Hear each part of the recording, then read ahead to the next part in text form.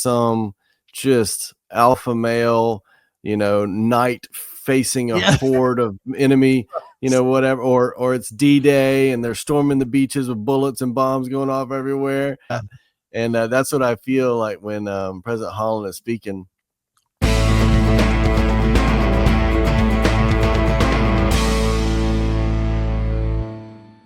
All right, here we go. Welcome back to another Linger-Longer episode. We've got some world news, some church news, some parenting tips, and we're going to see what the prophets are saying. Oh yeah. Yep. Who had world news? Was that you, Joe? Who knows? I don't know. Do I? You had some. I don't know. One of us had. Go ahead. I got something for world news. All right, what you got? We're all from the south. We're all from the south. We got fear people and we're not afraid to stand our ground. World news wise, I think everybody's been talking about it from what I can tell. All the news stations over here in the United States, big news that's still continuing on from the kind of record-breaking election just recently. President Trump has nominated for his cabinet positions.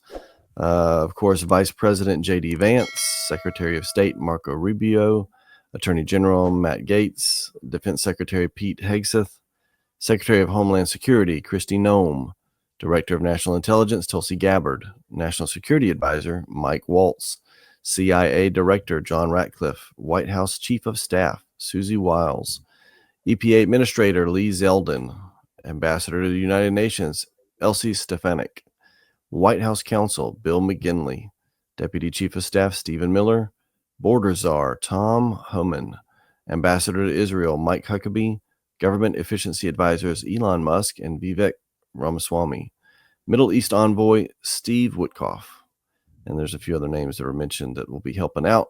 But it's a pretty quick. I don't recall having that many names that fast after an election. Usually it takes a little while to build out the cabinet. You kind of get drip, drip, drip. Here's a name. Then a few days later, here's another name. And in fact, if I recall his first go around, they had already had Senate hearings on some of the nominees before he had even nominated others for positions. So seems to be moving along pretty quickly. This gives me the impression that Trump has been thinking about this for a while. Yeah, it's I've already been there, been through this. Yeah, we're gonna approach it a little differently this time. Yep. So I like the Susie Wells. Well, yep. First time in history, Chief of Staff. Chief of Staff, female lady. Yep, that's right. I did a little bit of research on her. I wasn't familiar with her, but she ran some campaigns in the past, right? Ran some campaigns. Worked on Reagan's team. So she's been involved for quite some time. So she's familiar with things, and she looks like a strong woman, right? Like a boss lady. Nice. That's good. Yeah. I think many of the people he's nominated, and it'll be interesting to see how this goes. Many of the people he's nominated are going to, if they of course get confirmed, are going to have now the power in certain sectors of the government that they individually have suffered from in some way. So that'll be interesting, because normally, at least in my lifetime, people aspire to positions in government, I think, because of power, because you get power, notoriety, whatever. But in their cases, they have seen the other side of it, of having power used against them. So it will be interesting to see how it shapes their policy positions and how they wield that power, or how they choose not to wield that power. So that's kind of interesting in this case. Yeah, I think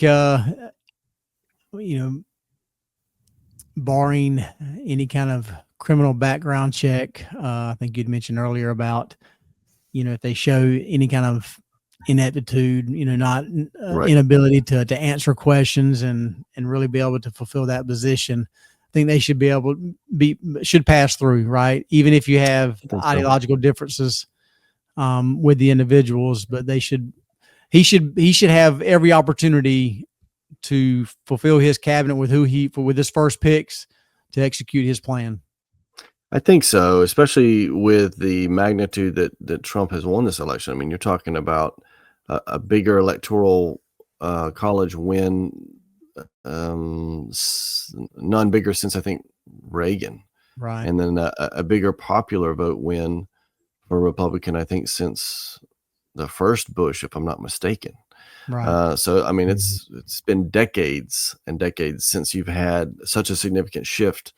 And so, I mean, the public is certainly behind it, and there's no mistaking what he's about, what he's been saying he's wanting to do, and you've seen these same people involved with the campaign, with Ramaswamy and Musk and RFK Jr. and I mean the whole bunch, Tulsi. You've been hearing from them like these are problems that we need to fix with the government, and now he's putting those people in charge of fixing those problems. So I think it's no surprise. I do have a bit of a bone to pick, not with you guys, but a bone to pick in general. I was pretty shocked. I heard something today. There was a playback of Oprah Winfrey, pretty close to the election, just a few days before the election, speaking to a large crowd. And I have no problem with people having their own opinion of who to vote for, and even campaigning for that person. And we all have the freedom of speech. Yeah. But they played this video of her speaking to this crowd, and she says, she's basically begging this crowd, you've got to go out and vote in whatever 2 days, whatever it was, and you got to vote for Harris. And if you don't, just realize you may never be able to vote again. And I thought, whoa, that's super irresponsible. I can't believe she did that. Someone that the country has held in such high regards, and someone who certainly knows better would say something like that. And I say that it was pretty obvious because if you look just yesterday, President Trump sat down with President Biden in the White House, and for all of the talk, all of the convincing that has been done to say that he's a fascist and he's going to end the civil rights. He's going to institute a Holocaust in the U.S., whatever. These kinds of things, this very hyperbolic speech and stuff and fear-mongering to the next level. For all of that talk, yesterday Trump sits down with Biden in the White House, and they're smiling and sitting next to each other on the couch, shaking hands, taking pictures together. No big deal. About a smooth transition. Right. Is that, and not only that, but yeah, you even have Harris talking about a smooth transition. Is that how you talk about the next Hitler? You've literally said Hitler. You've literally called his supporters garbage and fascists. And is that, these things do not match, is what I'm saying. Right. Like, if you went that route, that's okay. But I just want people to start questioning. Wait a minute, Oprah Winfrey told me that I wouldn't be able to vote again if he got into office, right. And now Biden is shaking hands with him. And Harris herself said smooth transition of power to Hitler, because that doesn't add up. So that must mean, one, either they lied to me, or two, they're dishonest and disingenuous in transitioning the power to what they called a fascist Hitler. And that, to me, if you have these incongruencies, you need to start asking more questions about this and say, was I possibly duped? And I will say one other thing that really stands out is the RNC convention versus the DNC convention. The Democratic National Convention had an abortion van in the parking lot of the convention and were gladly promoting it and bragging how many abortions they had while the convention was going on. Right. And if that doesn't make you go, wait a minute, maybe I got pulled into the wrong side of this thing. That's literally offering a sacrifice. Right. To whatever God you're worshiping. It is. And I mean, that's what they're doing. That's what it is. Right. Right. And so, I mean, and the thing is, like, I get it. You have these philosophical and religious conversations and debates even about when an abortion is right or when it is wrong. And of course, you're going to paint it into these scenarios of just terrible, terrible scenarios where there's no good answer. But the reality is They've got a van in the parking lot, offering it for any reason to anyone at any time. And that's not what they're selling when they're having these conversations and these debates. They're giving you the sob stories, the worst case scenarios when they're having these debates.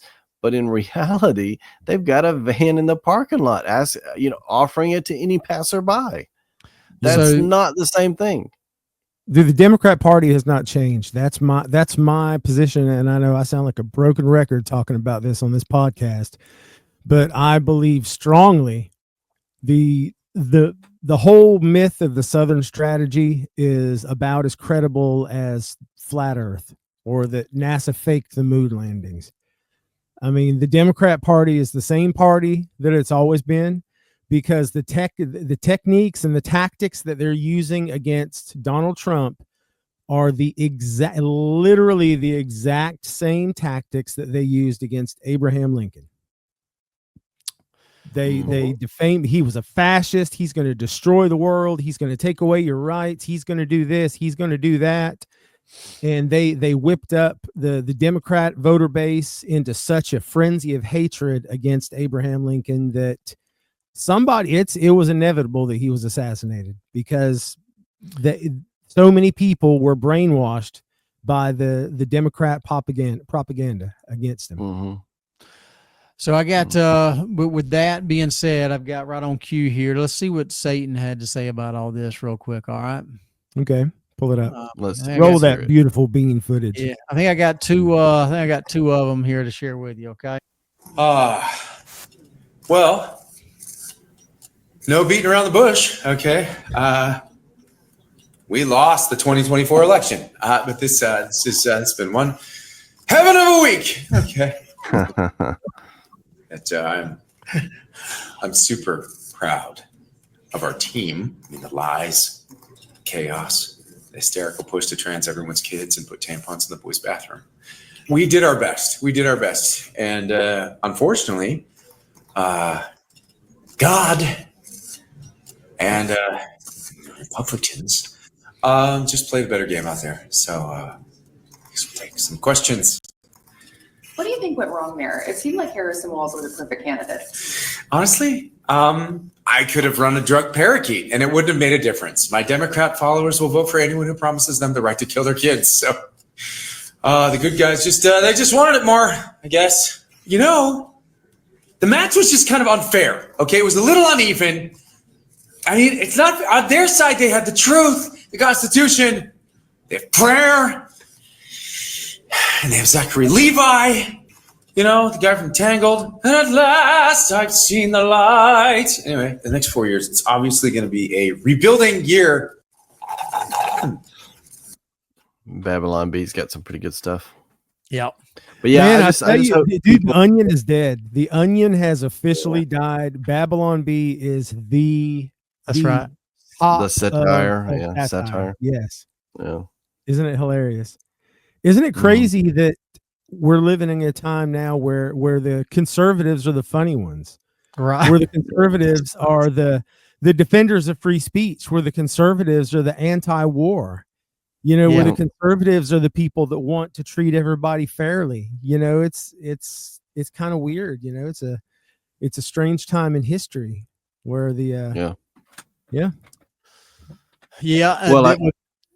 the other thing with that one, as far as like kind of the Republicans, you've always associated Republican with big corporations, right? Lots of money. Yeah. Republicans have historically been very pro-capitalist, very pro-big business. Yeah, that's right. And so that's kind of been flipped on its head as well, where the Democrats are getting involved with the corporations and the greed, and you know they want to say they look out for the little man, but in reality they don't. But anyway, and especially right now with the Trump's Republican Party. Right. You know, it's very different. You know, the war hawks and the people who are in bed with the corporations, you know, Trump has no patience for that stuff. Yeah. So it's going to be interesting to see how he handles all that over the next 4 years.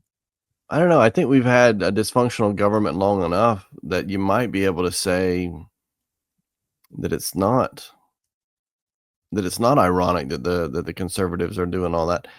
My point is that we've had a dysfunctional government long enough. I think you could say, well, we've had this globalist mindset, this big business mindset, this swamp politics mindset long enough that the leftists are conservative in that they want to keep things the same, the status quo. That's what conservatives are about. They keep the status quo the same. And if you've had a government that's been running like a political incestuous swamp for long enough, then the people that want to keep it that way are the conservatives. And those who want to change things to increase the personal individual freedoms are the liberals. Well, that would be what we would have called conservatives. And so that's a good thought. It's almost like a full circle. Like we're going back to the roots by going forward, and we got to change where we're baby. at. That's right. Yeah. Absolutely. Yeah. I mean, the early founding fathers, they were revolutionaries, right? They were liberals. They were liberating the people. Right. Increasing personal freedom. That's right. Yeah. Yeah. Well, the left has moved so far extreme to the left though now that most people who, most adults who were raised and considered themselves as like classical liberals now, right. They're if they haven't changed their views in the past 40 years, they now fall within conservatism, within the realm of what is today considered conservatism. I mean, you'd almost argue they're far right conservatives at this point. Yeah. Anyway. Very good. Yeah. We got some church news.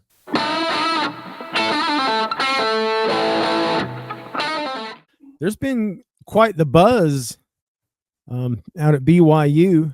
This is something with the football team undefeated. That's right. Hey, that's right. Absolutely. That's a big buzz right there. There's also another little bit of a scandal there that some of our listeners here in the South might not even be aware of, that there was a BYU professor who posted a letter on the door to his classroom condemning students who voted for Trump, and in no certain terms, and made his political position very, very clear, and made it very clear that he had disdain for anyone who felt differently than him or voted differently than he did. And there was one student who, in attempt to make a statement in support of the church and the gospel, posted, he took a copy of the family proclamation and posted it on this professor's door. And the professor apparently, and he was filming, the professor got angry. He tore it off the door and ripped it up.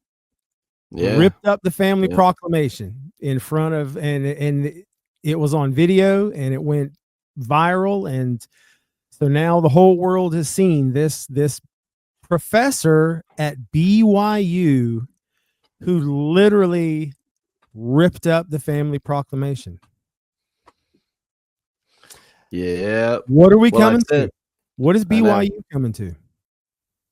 Well, I've said it a few times. I say me, we've said it a few times. I think that the family proclamation is probably one of the big dividers of our time. I think if you can say that, yep, I'm behind that, I believe it, then I think that puts you into a category. And I think there are many people, even in the church, who say, it's a little outdated. Maybe it wasn't, revelation necessarily. Maybe there's a few things that need to be updated, whatever. It's a litmus test. That's right. Yeah. Litmus test. That's what I was looking for. Thank you. Yep. I think it is. And this only, I think, goes further to prove that point. And the same thing that we'd already been talking about with kind of the histrionics and the hyperbolic speech of the people on the left. I mean, he used scripture to say, that you people are destroying the country because you disagree with my political, leanings and choices and stuff. That's a tough one. Yeah, utterly ridiculous. And the hyperbole is just hard to fathom. Yeah. I don't know. I mean, I don't want him to get fired. I don't think, I do. You got consequences. There was some debate about that in the in the Thoughtful Saints group on Facebook, Jacob Hansen's group. There was some debate about that. And there are those who came on the side of free speech. And I consider myself in most situations to be a free speech absolutist, because free speech is not free speech if you're not willing to tolerate people saying things that you don't like.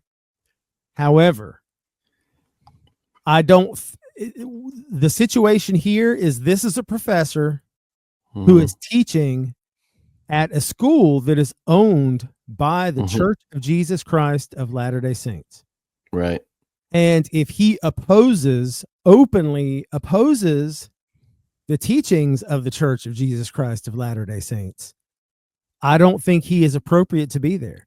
I mean, I don't think the guy should be canceled. I don't think he should be arrested or persecuted, but I definitely feel like anyone that would behave in that way is not fit to teach at Brigham Young University, period.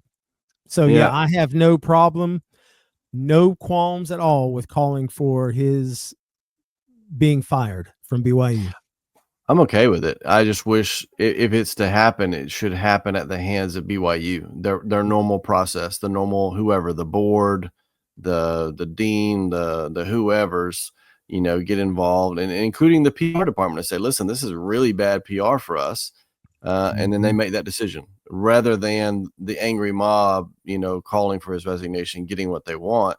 I think it should follow through to say, well, you haven't lived up to BYU standards, and this is where you went wrong, and therefore we got to let you go. I think that's perfectly acceptable. And free speech is free speech in that the government can't stop you from saying it. But that's not to say that you say something that's really dumb or really unpopular and all of your friends shun you for it. That's perfectly allowed. That's not free speech. That's free speech and free consequences. So that's just kind of what you got to deal with. So. Yeah. That's right. If you're working for an organization and part of the conditions of your employment with this organization is to align with the beliefs and values of that institution, right? Then the moment that you openly oppose the values of that institution, you're really no longer a good fit to be there. Well, and again, I don't care about the vote. The vote has nothing to do with this. Did you just tear the family proclamation? In front of you, I'm tearing this. Sir. Perhaps he just doesn't like it. That's modern revelation. I have that all on video. Well, great. That's modern revelation, sir. From a prophet. You're not a prophet. I'm not a prophet, but Gordon B. Hinckley was a prophet, and this Quorum of the 12 were prophets.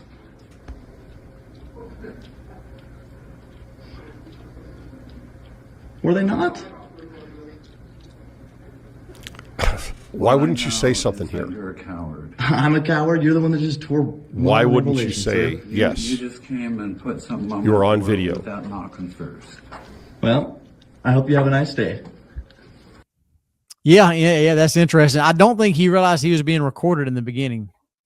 I don't think so either. He rips it like, you're ripping. I'm videoing you, and he just kind of stands there and he's like, to be fair, I kind of don't think he realized he was ripping up the family proclamation. Right. He seemed like he, I don't know, stayed up too late or had too many. What are those mixed sodas they do out there? The places out there. It's like a big deal out there. He probably drank too much coffee that morning. Maybe his BYU chocolate milk was a few days too expired, and he got Any professor that will behave that way, it wouldn't surprise me a bit if he had a cup of coffee every morning. Yeah, he was a mathematics professor, so he did have kind of a point though. Whenever he says that this student goes and without even knocking or anything, he just tapes this puts it on the door. document on his door, right, without even saying anything. Right.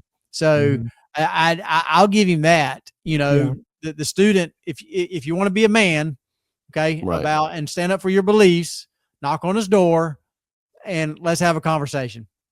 Sure. Versus setting him up, videoing. Okay, I got you. Right. Yeah. I don't like that part of it, and that's more than half the problem with all this social media stuff. Anyway, it's all about I got you. Yeah. Yeah. It's for doing it for the gram or whatever. But at the same time, the professor didn't get up and give a speech in front of the school. He posted something on his door. He didn't go person to person or even speak face to face to his class.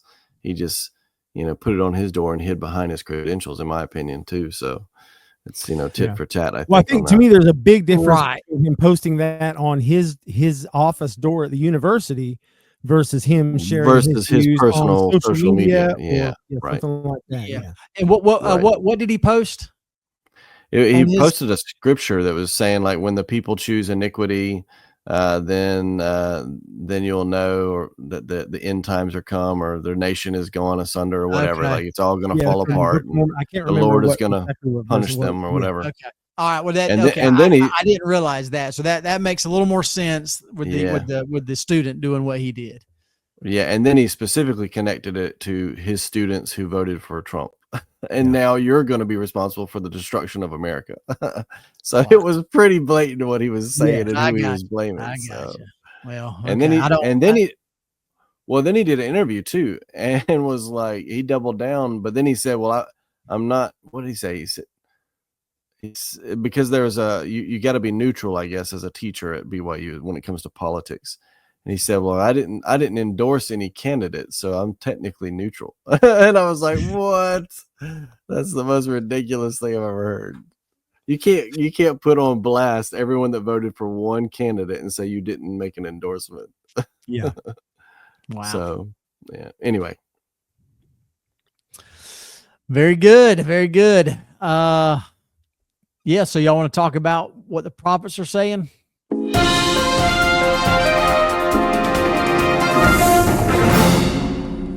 Let's pull up something here from Elder Holland. It's sad, man. It's sad to see him aging.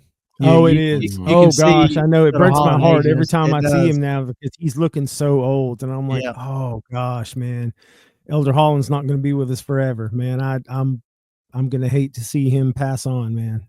Really. No, I'm digging it, because he had that, that near-death experience, and then he gave that awesome talk at conference where he said he felt really impressed to like go harder, basically. Yeah. And now I see, and I don't know if he did it before, but I never noticed it. But now I see him, maybe more than anyone, like getting into it on social media, meaning he's sharing scriptures, he's sharing thoughts, like he's getting the message out there for sure. Absolutely. And speaking of that, this is what he does right here. This is pretty good message right here. Let's see. There are still miracles in this church. The miracle that I represent in the restoration of my life is as real as any miracle in the Old Testament, the New Testament, the Doctrine and Covenants, or the Book of Mormon. Miracles still exist. Fundamental to that message is be believing. The one thing we have to begin our journey and to see the church and the gospel triumph is the commitment to have faith, to believe. Because sometimes we say we believe until there's trouble. And then we say, well, maybe the church isn't true. Maybe God doesn't hear my prayers. Well, he does hear your prayers, and he answers every single prayer. But he answers them the way he knows that we need, not the way we know or think we know. God will never abandon you. God will never leave you alone, because it is against his character. The things that make him God make him your companion. And so the great cry of all the prophets has been, be believing, see it through. Don't give up when trouble comes. Well, we have storms in our life. That isn't the time to stop guiding the ship. Anybody can guide a ship in calm water, but it takes a commitment and some skills and some preparation to guide a ship in a storm. We stay faithful and come in to that calm water and a safe port.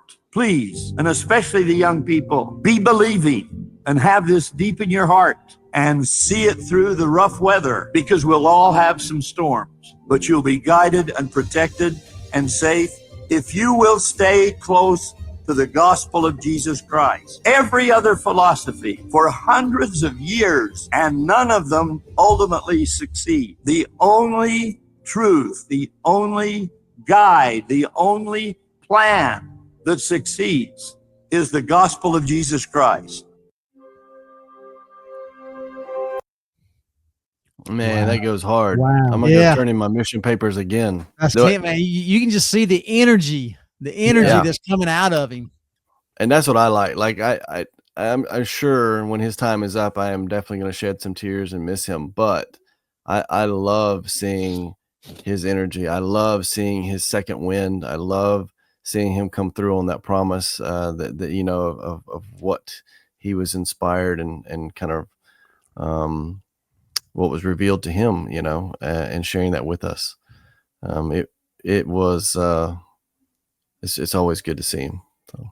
Have y'all seen that meme that says something to the effect of I hope that when I die, oh, I was going to say that, but rejoices because he said, I'm glad that one's out of the fight.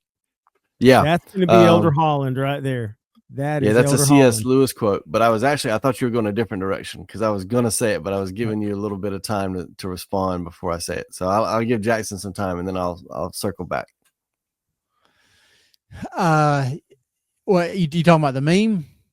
A different meme, a different thing. Gotcha. Yeah, no, I was just going to just seeing Elder Holland, just like y'all. I've always loved Elder Holland. His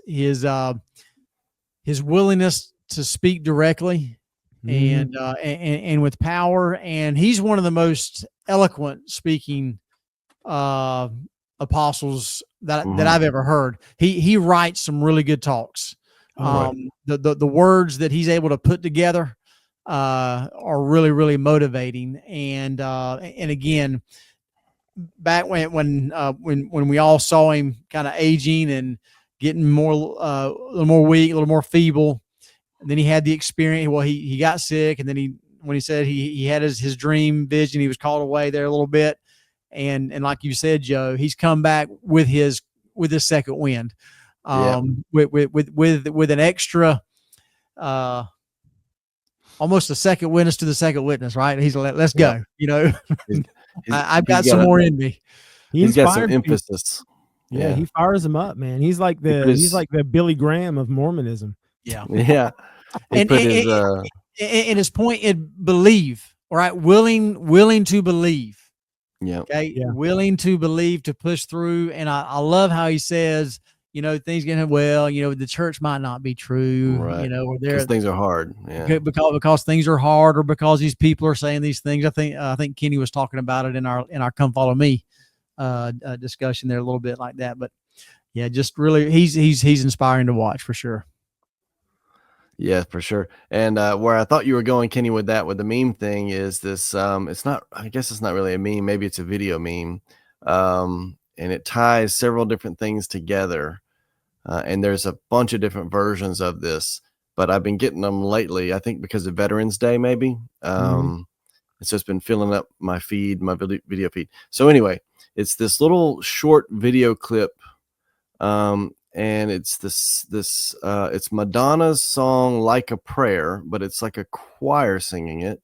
And I don't know, but I think that ties in somehow with the Wolverine, Deadpool movie. And the meme part, though, it says at the top, women, I hope when it's my time to go, I die peacefully in my sleep in my bed. And then right below that, it says men. And then there's just some alpha male, you know, knight facing a horde of enemy, you know, whatever, or it's D-Day and they're storming the beaches with bullets and bombs going off everywhere. Yeah. And it's like men here, you know, or me and my brothers, you know, and it's like that. And that's what I feel like when President Holland is speaking. Like he's just charging into it, man, and it's a glorious thing to behold. It reminds me, And- one of my favorite movie scenes of all time is from Robin Hood, Prince of Thieves, the one with Kevin Costner. When the sheriff and his men go to Locksley Castle, he's suited up on his horse and he comes out in his armor and everything, and there's just hundreds of these, the cloaked figures around him, and the sheriff says, "Join us." He's like, "Never." He says, "Join us or die." Never. Join us or die. God and King Richard!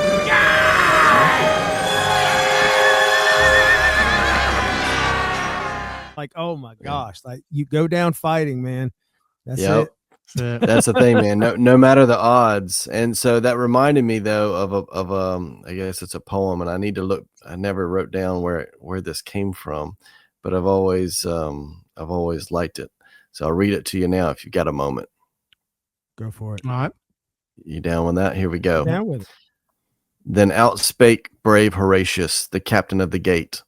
To every man upon this earth, death cometh soon or late. And how can man die better than facing fearful odds for the ashes of his fathers and the temple of his gods? And for the tender mother who dandled him to rest, and for the wife who nurses his baby at her breast, and for the holy maidens who feed the eternal flame, to save them from false Sextus that wrought the deed of shame. Hew down the bridge, Sir Consul, with all the speed ye may. I, with 2 more to help me, will hold the foe in play. In yon straight path 1,000 may well be stopped by 3. Now who will stand on either hand and keep the bridge with me? Then out spake Spurius Lartius, a Ramnian proud was he. Lo, I will stand at thy right hand and keep the bridge with thee. And out spake strong Herminius, of Titan blood was he. I will abide on thy left side and keep the bridge with thee. Horatius, quoth the consul, as thou sayest, let it be. And straight against that greater way went forth the dauntless 3. For Romans and Rome's quarrel spared neither land nor gold, nor son nor wife, nor limb nor life, in the brave days of old. Then none was for party, then all were for the state. Then the great man helped the poor, and the poor man loved the great. Then lands were fairly portioned, then spoils were fairly sold. The Romans were like brothers in the brave days of old. Brave days of old. Yeah. It's good stuff. Yeah, man. Just, I love that, facing a thousands, just 3 guys. That's right. And saying that death comes to all, and what better way to go than, how do they say it? The ashes of your fathers and the temples of your gods. Like that's kind of, that's your country. That's where your grandpa was buried, your dad was buried, and where your kids got baptized and where you got married. Man, that's it. That's what you fight for. That's cool. Yeah. That's right. Very good. Any parenting tips out there? That was it, man. No, I'm just kidding. Was it. That was it.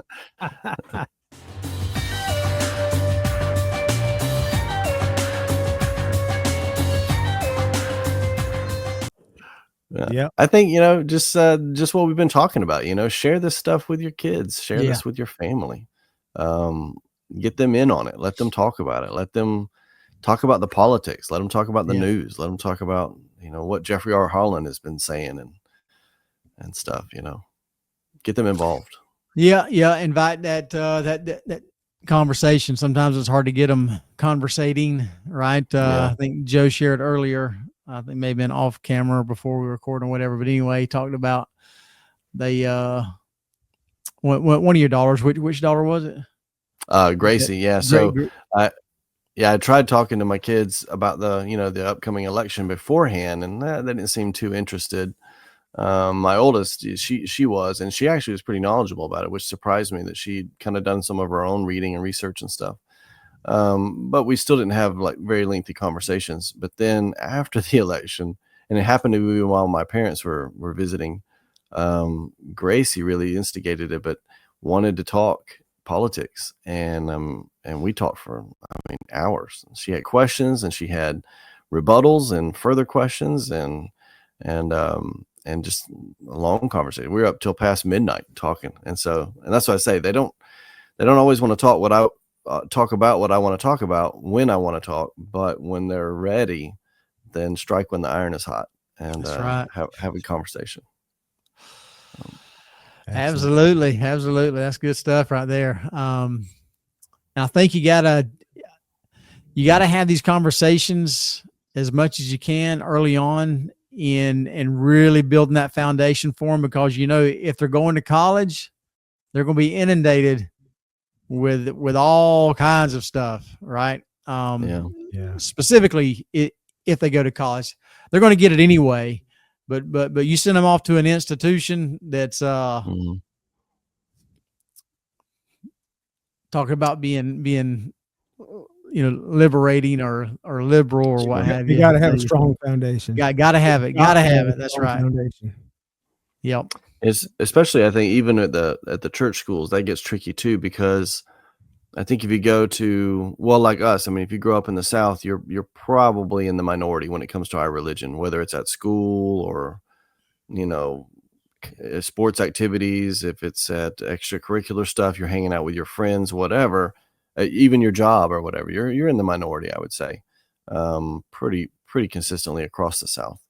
And so if you go to a school down here, you're in the minority too. So you kind of already expect people are going to have questions, or in some cases, maybe not so much these days, but certainly when I was younger, pretty much have almost accusations like, oh, you got horns, or multiple wives, or you're going to hell, and so it's fairly confrontational in that regard.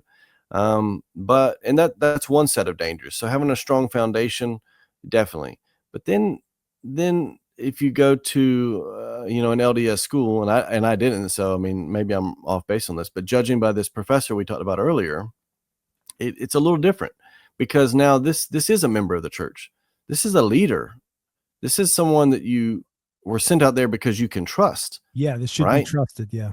Right. And so now you're facing a bit different of a challenge, a bit different of a confrontation to your faith, to where they say, well, I'm like you, but this family proclamation it's outdated. We don't really have to go by that. We can listen to these guys over here. They have better ideas when it comes to things in that regard. And so that's a very different assault on your testimony. And I think you do have to have a strong foundation, but not just against the frontal assaults, but against the flanking assaults as well. Yeah. I think I mentioned this last week too, but for any listeners that are interested in this right now, I think Greg Madsen, Quick Media, does a really good job of addressing these issues. He has addressed a lot of how the kind of the woke mind virus is infecting BYU just as badly as any other universities. And you've got so many good, faithful Latter-day Saint families who are sending their children off to BYU, and they feel good about it because, man, this is a church school, and they're gonna get taught right, and they're exposed to some of the most not just anti-church, but really anti-Christ brainwashing. I don't even know if I would say anti. I would say semi. It's semi-church. It's semi-Christ, and that's where it gets tricky. Yeah, that's a good point. Yeah, because whereas there's just enough truth there to where it's not a blatant, obvious thing. Yeah, to where it's like, oh well, this professor makes some good points. They say this and this and this, and they're a member of the church, and the really difficult thing, and I think that's why it's really taken a fair hold in Utah, is that it uses this mindset, uses your good nature against you. Yeah, it takes your love for humanity and twists it into a pathological way, and that's that's where it gets really tricky. And especially if you're young, you're still trying to figure out yourself and how the world works. You're kind of naive, and you wish the best for everyone, which is a good thing to have those kind of hopes and aspirations. But when it gets utilized by those who would seek it for power, political votes, support, for tenure in a teaching position, whatever, then that's where it becomes malignant. Yeah, I've had this same conversation with some locals and my wife and everything about, several years ago, was really excited about the potential of children going out to BYU, Idaho, what have you. I think more so probably BYU and Provo, but it's now it's not as anxious to do it because Not as appealing. It's not as appealing. Again, because you're used to being a minority here and you're used to living the standards of the church and being raised a certain way. And then you would expect that same thing up under the same kind of doctrine, the same principles, gospel principles. And then all of a sudden you see, well, hold on a second. They're living like everybody else does, but up under the guise of a Latter-day Saint faith. That's so right. It's and you're like, and I can just imagine that just throwing a young individual with a testimony and with again, like you said, they're still learning everything, still building that foundation, and then it just being thrown for a loop. Like, what in the world is going on? This is not what I expected. Sure. I think as parents, one of the key things is you can't really trust the rearing of your child to anyone. It's your calling to help raise them and do the best you can, and to form that foundation, to form that connection, so that if there's ever a challenge, a question, or whatever, that they would come to you, that they could come to you, because there are the anti-attacks, the frontal assaults, where they're just flat out saying that these things aren't true, and there's no Christ, your Book of Mormon is false doctrine, whatever. And then there's the semi-attacks, the ones that say, oh yeah, there is a Christ, and I believe just like you, and all this is good, except this little piece over here, or we don't really have to do that, or we can repent later and then follow along over here. It's that little 2 degree deviation that President Uchtdorf talks about. It's that train switch that President Hinckley talked about that sends you on a completely different path. Yeah. Even though it was only a small change. And I think you're hitting the nail on the head when you talk about things being outdated, right? Church not quite keeping up with the times, right? Yeah. The key phrase you'll hear is the old white men in Salt Lake. The old white men in Salt Lake. So they just don't get it because they're too old, too privileged, too this, too that. So they're missing something. The thing that gets when you believe in prophecy, as familiar as we as Latter-day Saints are with the phrase, the philosophies of men mingled with Scripture, we should be, of all people in the world, we should be aware and in tune with that. Right. Yes. Right. Looking out for it. Yeah. Yeah. But and being able to recognize it. Exactly. And that's exactly what's happening on BYU campuses. Yeah. What I've told people before is some people will say there's not really black and white in the world. There's a lot of gray. And I'd say, well, maybe, but I think in many cases it's because you don't have enough resolution. If you have something that looks gray, but you zoom in and you get all the way down to the pixels, you can find out, well, there's a black pixel, there's a white pixel, and then you can separate those things out. And so many times when you hear people that are spewing this kind of semi-Mormon stuff, that's the difficult thing, because there are some things that you can prove are absolutely true according to your testimony. You can feel the Spirit when someone's giving a talk about loving your neighbor, but then they'll slip in something there that you go, I don't know about that. But you're going to have to learn. You're going to have to learn to separate it out, to zoom in with further detail and pixelate and parse out the things that are just not so, that were just attached on to something that is true. So we gotta get better at that. I love that. Well, that's a good place to end right there. That's right. It's a good thought. if you're seeing gray, let's just zoom in, right? Let's focus a little bit more, and let's pick out the white between the black, and you'll be able to discern the difference. That's right. Discernment. Well, the wheat and the tares, are growing together, being allowed to grow together, but they will be separated. There you go. Right. All righty. Until next time, y'all keep on striving. From the south. Come on.